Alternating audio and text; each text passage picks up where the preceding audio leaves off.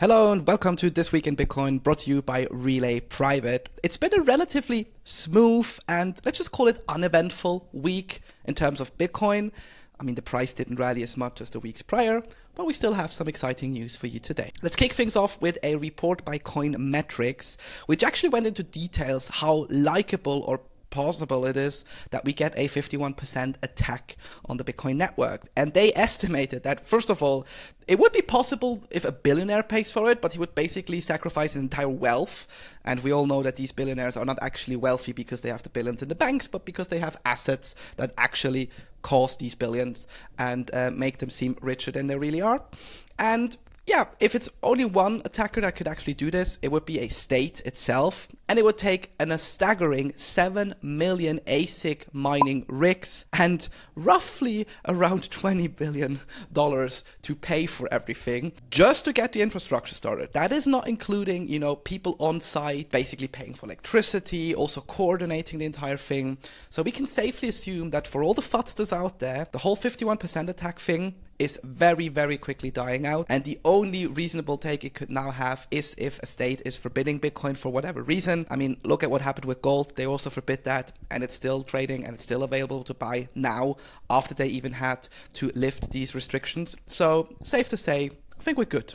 Then we also have some news for our Swiss relayers. After all, Relai is a very proud Swiss product, and we are very excited of the heritage and the way we have been building Relai. And that is that PostFinance, that is the second largest retail bank in Switzerland, closely followed by the whole UBS, CS merger thing that now came out after Credit Suisse went bankrupt over a year ago, and Raiffeisen, which is basically the third largest bank.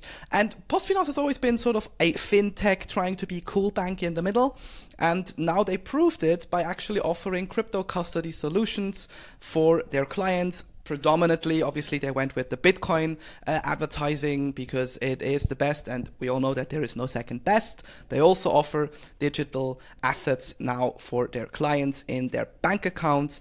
And if Alexander Thoma, the head of digital assets at PostFinance, is actually watching this video, first of all, hi, we know each other from back in the days in Bern, and let's go for coffee. I can show you maybe why it makes sense to go Bitcoin only, but nevertheless, it's a step in the right direction. And it wouldn't be a week in Bitcoin without Eddie Fudd. This week coming from the ECB again. I don't know what it is with these guys. They seem to have some problem with Bitcoin, or they're just so hyper-focused on it that they put out blocks, like the famous Bitcoin Last Stand block in November 2022, where they stated that Bitcoin has failed. It's been up 197% since that blog post in terms of price, user adoption, everything in between.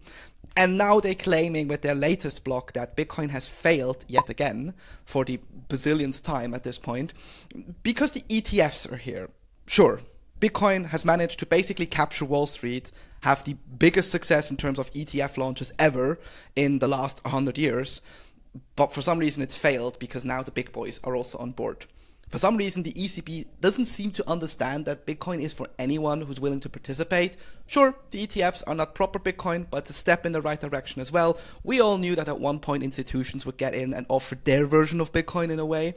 But at the end of the day, to call this a failure, I don't know what it is with these guys. The ECB is just lost at this point. And with that, we're at the end of This Week in Bitcoin. You know the drill. If you got questions, feedback, you want to leave us a like, add everything below in the comments with the like button, and I'll see you next week again for the latest issue of This Week in Bitcoin.